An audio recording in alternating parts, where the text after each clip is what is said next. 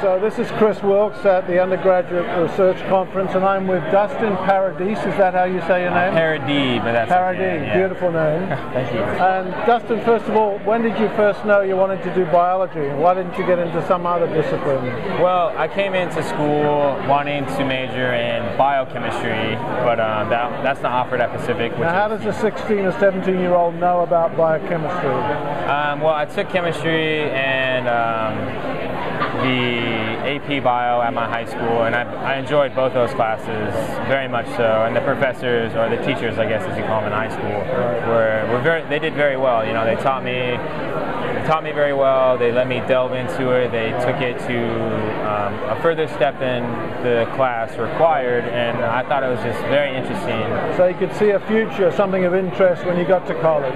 Yeah, I found it very interesting when I came to Pacific, and I started out as a chemistry major and then took a couple biology classes and decided that I thought that would be more of a field that I would enjoy. You might stay in. You could see a career for yourself, maybe. Yeah, of course. Yeah. So tell me about the research you've done. I know a little bit about leishmania, because Sigrid Roberts is somebody I work closely with. I'm the person in charge of research, so she's done grants with me. Tell us what leishmania is, and tell us a little bit about your project. Okay, well, leishmania is a blood-borne pathogen. It's a protozoan parasite, and it comes from the bite of a female sandfly bite. And generally it occurs in the tropical regions of the Earth, but it's moving a little further away from the equator than it normally has been. There's been a few cases in the United States recently. Does that have anything to do with global warming? Is it because the temperature structure of the Earth is changing? It may have something to do with global warming, but I don't know that for a fact. So you're working with a parasite that affects 1 million, 2 million people? 12 million. 12 million people. 12 million to be specific. And what exactly are you doing with this parasite?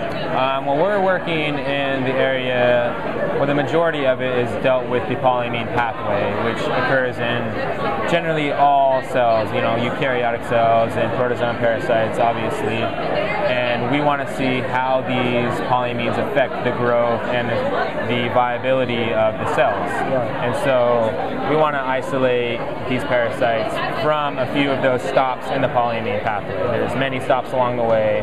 We want to see how two specific, putrescine and spermidine, affect the cell's viability and growth. So you're trying to prevent leishmania growing, is that the point? Yes, because so you're using two sort of interceptors to try to stop it, is that right? We want to, there is no like hard-nosed clinical medicine that's a go-to. There's no vaccination for this parasite, and that's the huge goal, is we want to, you know, help the world by finding a vaccine.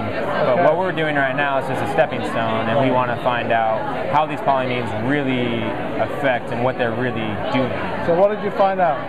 Well, we found out that, well, we didn't find anything out. We think we found something out. We think that putrescine is more important than spermidine in the polyamine pathway. And spermidine comes after putrescine, which would be counterintuitive.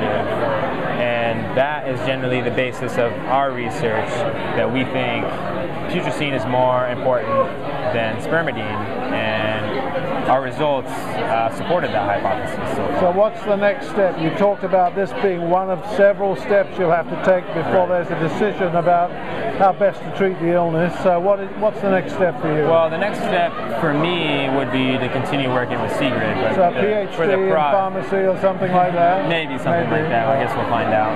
But the next step for the project, I would say, is to further move along with other techniques, because we're observing cell growth and viability by the viewing of the eye through a microscope. And really, there are other ways, such as resisern metabolism, and that's not as gray as, well, that cell's not really moving, so I don't know if it's dead.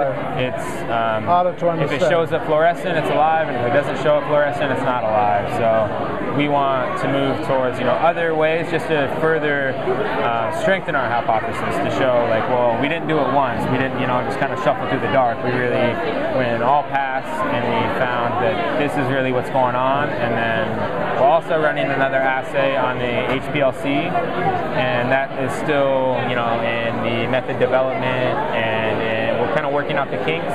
So that'll be another huge step also. So the final result obviously is a vaccine or something similar. Hopefully. To solve the problem. Yeah, that's well, good luck. Cool. Nice to meet you. Well, thank you. Nice to meet you too.